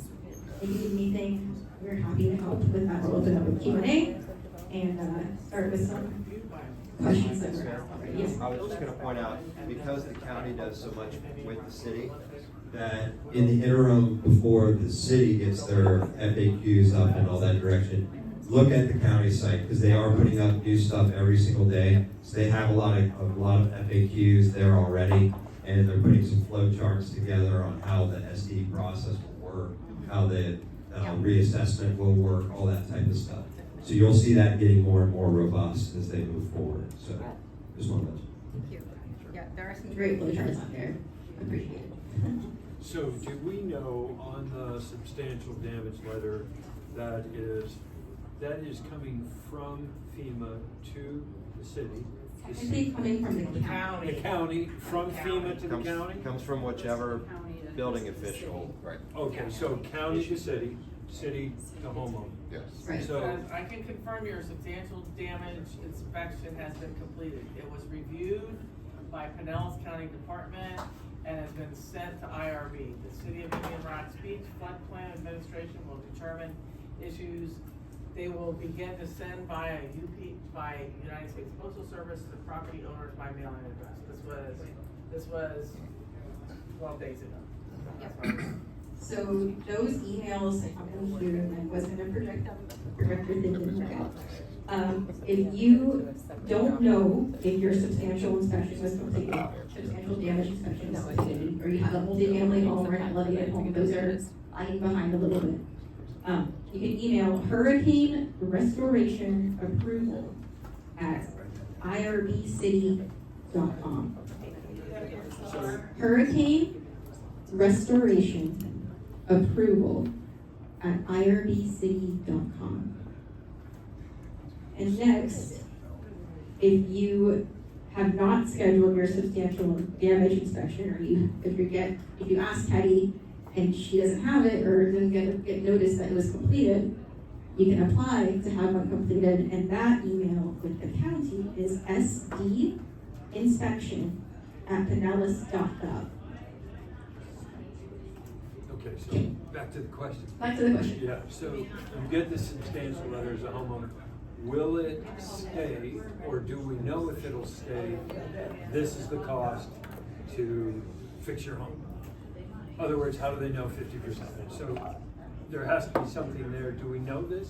But like what Mike was saying, there's a calculation and a tool that they use to Okay, figure so these that was out. my next part. Is that what they're doing? But they're still going to put into that letter, this is what we came up with. Do we know that? I don't know that they're gonna have numbers in that letter. So without those numbers, that's just gonna create Yep. a nightmare legally. It's either you're over or you're under. It doesn't matter the number, right? They know the number from your FEMA letter. Right. And it says you had $114,672 and And is there 14 cents. then on top of this, because this is what everybody I would think would want to know, is the next thing would be then, what is the time frame to bring in this reappraisal? So It's again, the appeal Appeal? process. If you don't like it, you have to appeal it. Well, there's So- actually two so- pieces to it. Yeah, right. Yeah, so there's a reassessment is what they're calling it. I don't like the terminology because it sounds like you're talking about assessed values and things, but that's their reevaluation. So you're asking them for a reassessment.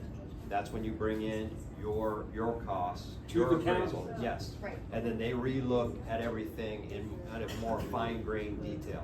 Because before they were using a tool, they're using some general rules of thumb. You know, they're relying on what the inspector saw or maybe didn't see and had to lean on those default damage percentages. But now you get down to the nitty-gritty and you get to argue over, well, I got terrazzo floors, my floors weren't, those types of things. So I heard in that, the comment, and not to hold anybody to anything, until we have documentation or whatever, it's kind of hard. Right. So, like, if they didn't get into the house and your floors are not terrazzo and they all have to be redone, that's 50% right there. Well, 50% of what? What the assessed value is on the, So the way- Mike, I call it the Twitty letter. I thought you'd get a kick out of it, and I mean that in a very positive way. On the structure. Yeah, on the structure. Yeah. Does that mean right there you're 50% because your floors have to be done? No. Oh, okay, No, I just no. didn't, That's I just wasn't that, sure. that's how- that one. That component. That one That component. one component, and that makes up a Yeah. percentage of In- drywall, electrical, Yes. all those. It's things. all weighted, that's baked into that software from FEMA. They already have their weightings Right. based on what type of construction it is, whether it's 1-story or 2-story house, frame construction, block construction. It has all those building components and it puts a weighting on them. We can't touch that piece. All we can control is what the base costs going into it are, and then it. But then with the estimates that we might get from contractors and our appraisal from a certain proper, we can make an appointment with the county, come into the county and sit down with, I assume, your department or No. what No, department? It's gonna be the building officials. Oh, shucks. So we sit down with the building department and then Right. they make a determination, So this is good. you're gonna review the cost, Yeah. they're gonna wanna make sure that, that you don't come in and say, well, I'm doing all the labor myself, so I didn't put that in my repair costs, that's not gonna fly. Yeah, right. You've gotta at least have a labor component in there, even if you are doing the work yourself. even if you're doing the work yourself and you have volunteers or family or You'll whoever have to helping use out, it's minimum still wage, gonna be an associated cost. There's an against that. appropriate labor rate, I don't know what it is, that there's a certain. Can you call the building department and get that? I think you can. Yeah. Get a half rate for your kids. I'm just What kidding. building? The county or the city? And just know, your building officials, they are not trying to, they have to, they're handcuffed. But work they for- are I gonna work for try the and help county, you. so- Yeah, but they're handcuffed by They're gonna FEMA try- and the they're gonna try federal and help. government. They're my yeah. friends, Yeah. so I don't look at them that Do way. we know? So what about the people that are already doing all this stuff? Just. Don't talk about it, just don't talk about it, you're gonna get fined. Find out. Yeah, I don't know what you're talking Jeff wants to say something. No, I'll address that one, because this came from Dan Allers, the mayor of Fort Myers Beach, right? He said, it's not a question of if, it's a matter of when. Yeah. You will get busted, You're gonna get you busted. will And you pay a just lot of money. wasted all that money. And you put your entire city at jeopardy, you're gonna have to rip out everything you did, and you just wasted all of that money, gonna get it all re-inspected, and then have to do it all again, and get the proper permits. So all these fix and flippers, or the short-term rental guys, that just wanted to get some bookings going in, they're gonna get busted and shut down most likely. And then they're gonna have to do re-inspections and everything as well, right? So they're every single, 100% of the homes will be inspected. No, but if you think that you're not gonna sign up for the inspection and get away with it, you're not, right? They're gonna make sure every single house gets an inspection. Kristi's nodding her head over here, can speak to past experience, they will get busted. Sorry for those who have already done it, but it is what it is. Yeah, the guy from FEMA, what he told me, what they do when they can't get in, is they really just look at the flood line that came up, and they estimate it based off of that. But there might not be that on the inside of your house, so if you don't let them in, then they're gonna go off the outside of the house. Right. So which one's worse, So, you know? I'm gonna repeat that for the video sake, because that's still going hopefully. Yeah. If people are doing that and go ahead and rebuilding, Mhm. and for most of us, the water line outside is higher than the water line inside, and they're gonna assume a way higher Yep. percentage of damage, and it's gonna not be good. Yep. Question back to you. When you have the breakdown of structural versus, land versus extras, if you will, what comes under the term structural? I mean, I You want to address realize. that, Mike? Can you address that? Sure. Almost everything. I've seen a lot of the banter on next door about, well, I'm not making an improvement, it's a repair. Well, their definition of improvement encapsulates almost everything. You know, you can muck out, dry out, do all those types of things, and that doesn't get in the cost. When on the repair, or it doesn't include, you know, permit fees, architectural fees, things like that. You can go on the county's website and they have a very, very distinct list that shows what's in and what's out for both substantial improvement and for substantial damage. There's a slight difference between the two. So I encourage you to check that out. But almost everything is in, the Like majority of it. replacing internal doors. Oh, yeah, absolutely. That, you have to get a permit for all that. No. Well, what they want in this case is, you're going in and you're applying for one big permit package, essentially. They want to see the entire cost to get that house back to what it was pre-storm. That is the mandate. That's the way the FEMA 50% rule works, is that you're supposed to be able to get everything back for less than 50%. So a quick question, to secure your property, like, you know, at my home, I have a storage unit where the door was damaged and it's now off. A business has the front door that was damaged, it's taken off. We can't install a door to secure our property? I mean, you would think you would be able to at least secure your property. I think you can secure your property. Yeah, you can, so I could put a new door on to secure my property without having a permit. I would think so, or you know, make that call or to the building official or talk to somebody, but I don't, that's a unique situation, and I think you should go. What happens if you're making improvements while you're fixing damage, like, and storm mitigation stuff, so my screen's got all ripped out, all that's out, Right. and I wanna put hurricane type windows around my porch, right, so. Right, so you're recovering from substantial damage, and I think this dovetails with a question I have that I was gonna answer That was from the, mine. was that yours, the Yeah. 49% one? So if you wanna make additional improvements on top of your substantial damage repairs to recover, it's all gonna get counted in that permit. So I would advise against doing that. I would advise staying within the scope of getting back to what you were, and then close that permit out, if you have a look back, I don't think IRB has a look back, so you close that permit and then you open a new permit to do your other work. I think you don't wanna put yourself in extra jeopardy. What's that? Like a rough in. If it's in the permit. Right, like if we wanted to rough in for a future bathroom or something. If it fits in the first permit. They'll see that, they'll inspect that, and that will be counted towards it. So you just gotta take that into your calculation. Is it worth that extra cost, or? Right, but if I close the permit, I could always apply for one Yes. later, Yes. or whatever, and then put it in. That's what you wanna do. Yes. So can we put that extra big wine cooler in there? Just don't build it and No, make sure it it's plugs in, and if you turn the house upside down, it That's how can we fall get through that out. day. Well, it doesn't count. I have one more question. We have one more person up here who's been trying to speak. If we wanna, look at raising our house, how many feet do we have to raise it? Well, that's that. Via question. Her question was if she wants to elevate her home, how high does she have to raise it? Go ahead. And that's a Call the building function of, Your base flood elevation. let me see if What that's is on. our base flood elevation? It depends on where you're at.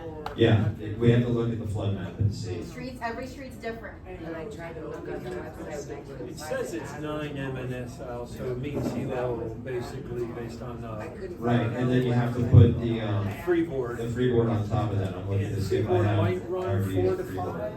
What is your elevation? Of course, that's You don't pretty know. much. Yes, It's 9. on your survey. So that survey, Yeah. if you do your survey, your elevation survey. If we can It's unpeel the not changed survey in from the 35 rest of years? the No, your elevation survey where, yeah, it hasn't actually, but, you know, Well, you're- because that's 100-year floodplain that they do, right?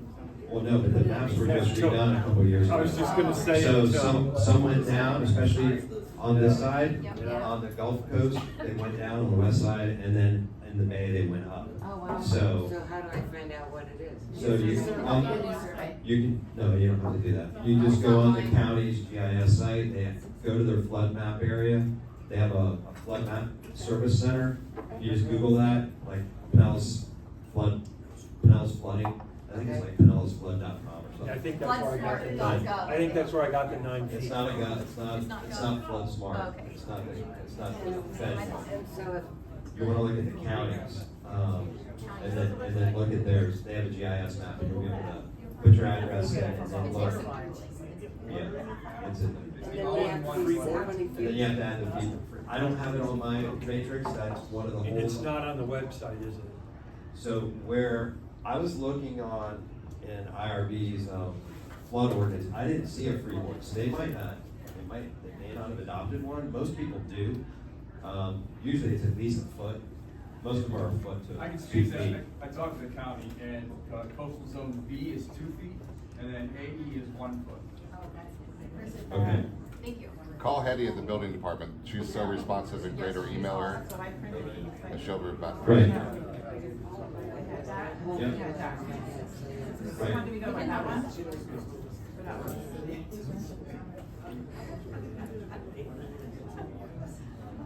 Okay, So it's on 2021. right. So I believe, sorry, I think what we're looking at is 2 different, so this one's the FEMA map, and I think that's the county's vulnerability assessment, which is higher. So it's 2.5 feet higher than that one. And it depends on where you live. So if you're in an unincorporated county, you have to use a vulnerability assessment number, and if you're not, then you generally get to use the FEMA number. It's all about where you live. So based on what you just said, do I have to use a formula, or is it stated I can go find it? No, you can find it. Okay, so if I go on the website, as we just talked, find it there. Right. Call, and say, let's say that's 9 feet. Let's just say it's 9 feet is the Right. example. And then call Indian Rocks and Find find out out what the if they have a freeboard. freeboard. Or we don't have a freeboard, or we Right. don't know. Right. I don't know. Yeah, right? So Yeah, you from probably there. do. You probably, it's probably at least a foot. He's saying it's 2 feet in the velocity zone, I think, and 1 foot in the A zone. I think that's pretty standard. Right. But it all still comes down to what the jurisdictions actually So let's say I'm at 9 feet, I know I'm at 9 feet now based on GPS, like you can just, Right. figure it out. And then, get the city's freeboard, and so now I add a foot, right? So technically, if I'm at 9 now, I only have to raise my house technically 1 foot, is that correct? Which is an example, I don't wanna put. I'm in the same boat, I'm on the mainland, but I'm in an A flood zone. Yep. And my finished floor is 8.5 feet. Yep.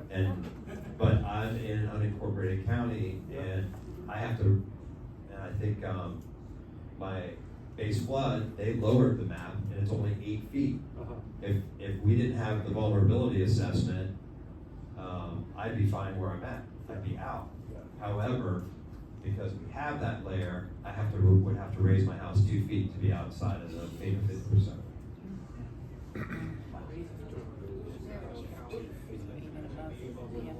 Or at least a foot. Yeah, foot and a half, so, yeah, 5 feet, no problem. So just don't call in FEMA. And does not work that way. They'll just show up, you don't have to call them. Get that wine cooler going. Thanks, we're gonna go through a couple more questions that were written out. Had these note cards here. How long will IRB allow us to live in our small RV in the driveway? I don't know, I'm not the city of Pinellas Beach, but I'm gonna guess that they're not gonna kick anyone out anytime soon, because they want us to stay and have a roof over our heads, and that counts.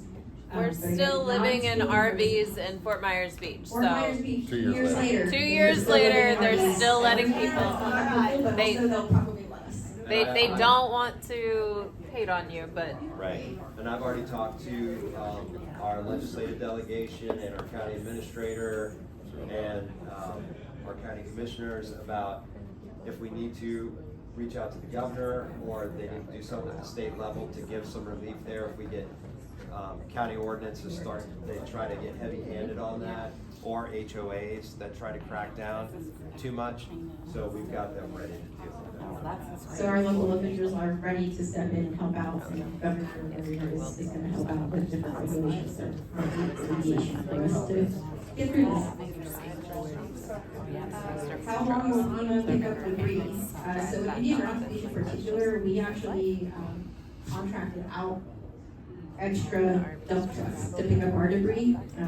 That was thanks to Greg Mims, who coordinated and reached out to the CEO of the company, who was in Louisiana, and got them here. And eventually, the city of Indian Rocks will get refunded for that. We'll have a reimbursement from FEMA, but they did have to spend some money to do that.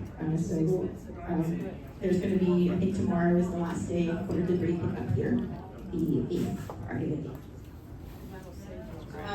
County letters, will they show a breakdown where the rest of this was? Does modular take different zoning?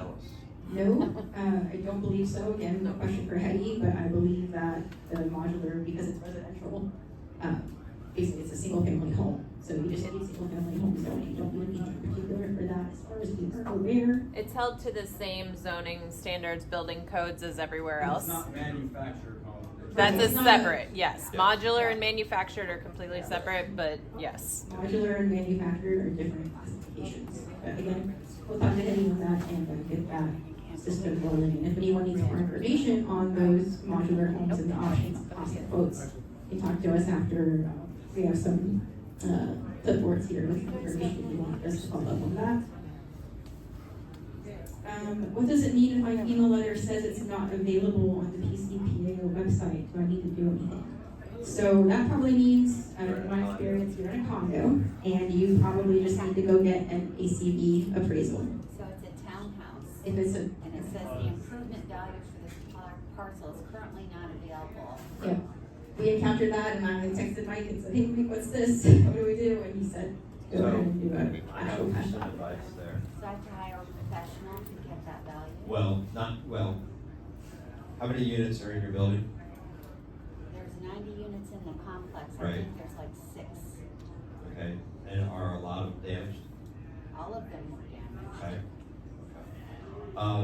I would recommend that the association actually engage an appraiser, because they have to value each building individually. Because they can be various levels of damage, and then it gets tricky in the allocation of who gets to use what percentage of their piece of the pie to complete the repairs. We're seeing this with some other condos where you had one unit owner had a really, really nice unit, spent a lot of money on it, and then somebody else next door is original, and now they both got damaged, and the one that spent a lot of money on it wants more money, wants more room under the 50% to fix it up. And if they won't do it, because that's gonna require a vote of the board, and they only meet like infrequently. Right. But, So I well, should just get my own, is, what, can I? I wouldn't recommend that, just because, I mean, you can, but they're gonna have to value the whole building. Is that true? I recommend doing it through the associations, because then they can most cost effectively do it, and then hopefully everybody can kick in and help out in the effort. It's like a group of 6, like all tied together, so I Right. still have to do that. When you live in a condo, you're sharing common elements, right? You're Right.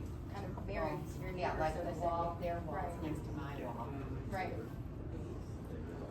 Kristi can speak to that. It too. will, Talk about it took all of our condos and HOAs and townhomes, it did take them more time, but I would just say start talking to the owners that are impacted, and just know it will take time, and so. There's a board meeting coming up. And they'll hold special, they have the ability to hold special meetings, and it's just a matter of if you give them the info and say, this is how we have to do it, then they can hold the special meetings to try and move that along. So it's just hire a professional appraiser that knows how to do actual cash value for the Yes. entire. There you go. Yes. Okay.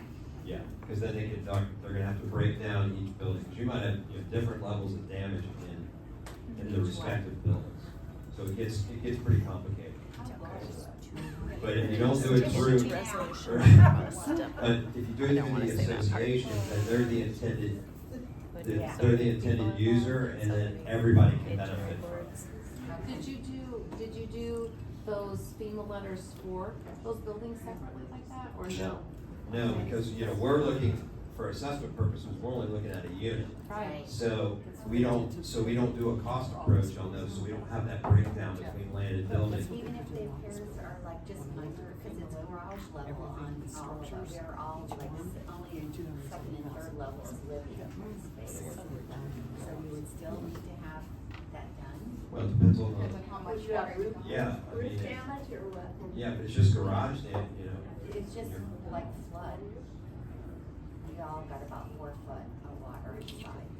On the garage. In a non-living area. That might fall under that exemption with the county, if your living space is elevated, Yeah, but your because- entryway was affected, then you might fall under that exemption. Okay. It's on the City of Indian Rocks Beach website too. Their little yellow notifications, they outline that if you either got less than 12 inches, or if you are in an elevated home where your living space is elevated and just your entryway was affected. Yes. Then you don't need to go through the whole substantial damage.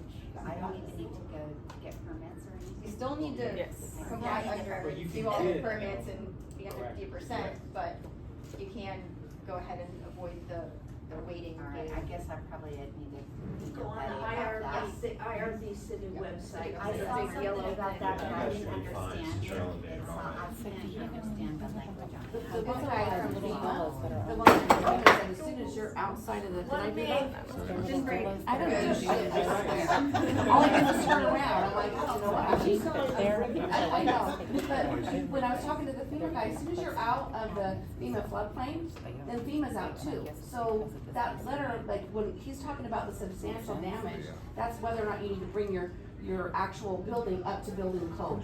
So it's really that, so like, if you're already out and you're in current building code, then it wouldn't matter to you, you see? Now it's just a normal, okay, we're gonna go apply for my insurance, cause you should have insurance. No, they won't cover the bottom level because it's non-living space. Right. That's Right, fine, that's- so that's then that's, that's insurance, that's your insurance policy, whatever the insurance policy covers, right? But that's what that's about, is it's not really, FEMA's just stepping in to handle whether or not we should bring your house up to building code standards, or not. That's all it's about, you know, so if you don't wanna bring it up to current building code, then you've gotta fight for it.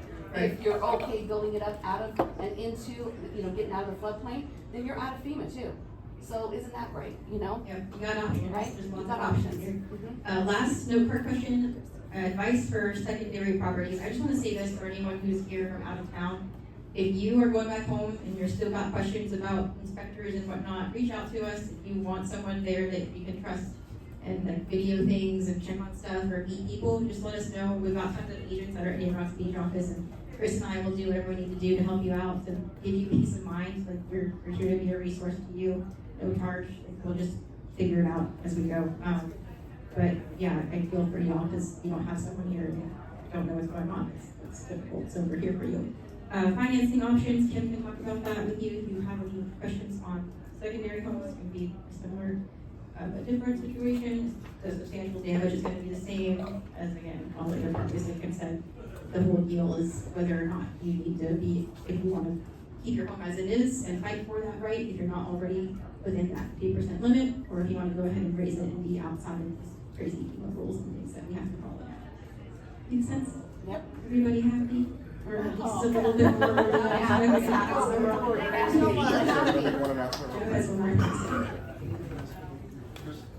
One announcement. Stages of recovery, right? Emotionally, this has taken a huge toll on everybody, and it's going to continue to do so. One of the things that we're doing, if you want to just kind of save a date, on November 30th, right up the road, Rock Park in Indian Rocks Beach, or Madeira Beach. Nobody knows this yet, but what we're doing a cool thing with a nonprofit called Crisis Connect, right? And so what we're doing is we're going to be it's a Thanksgiving celebration, because even though we have a lot of crowd, we have a lot to give thanks for it, right? So you focus on the goods and all that stuff too. So we're going to feed about 2,000-3,000 people, full meals, everything there. We're going to have stuff for kids, bounce houses, things to go do. We're going to have a ton of crisis counselors on site doing one-on-ones. We're going to do training people called Operation Lifeguard. We're going to train those who want to look for warning signs for people in the neighborhood that are going through it. I mean, I know you've seen it. And so we want to make sure we can do the things that we want to do. So that's going to be no cost to anybody. Just come down. And that's on the 30th. We're going to do, I think, from 12 to 5. It's a 5-hour venue. We're going to have music. We're going to have some pretty good bands there. And we're going to make it a really good day. Right? So that's November 30th down at Madeira Beach at Rock Park. So just something to just kind of give thanks for on that too. On that note, I just wanted to also add, I'm really excited about hearing that. Kristi? Christine, Yes, yeah, Christine. I'm Christine Bergman. I'm a longtime resident in Indian Rocks Beach, love Indian Rocks Beach, and I'm a licensed mental health counselor, trauma therapist. So we also are offering free support groups and free contact. I have some flyers here. So this is especially for Indian Rocks Beach. We're doing an online support group. Any of you that like to do Zoom or don't feel comfortable going in person, we're doing that every Wednesday evening at 6:30. And I have the flyers, as well as it's all on our Indian Rocks Beach Life website. So please be in touch with me, and Sarah, is probably a good contact too if you don't catch a flyer. Thank you. Thank you, Christine. I did one quick thing too. We've got every month we do an online public education session, and the one that is coming up next Thursday is virtual and in person in our South County office on 34th Street at 2500 34th Street North. But it will also be online, so you can register on our website. It's all going to be about these storm resources and more of this Q&A type thing. So if you have friends or family that missed tonight, or have want to get in the weeds on some of this stuff, hopefully in another week I'll know more to share as far as how the process is going with substantial damage as well, and where different cities have progressed to. So I'll share that as well. I just want to let you know that's next Thursday at noon. But you can tune in, watch it virtually as well if you want, or if you can join us in person. And if you can't do either, we'll post it to our YouTube channel as well. Thank you. Thank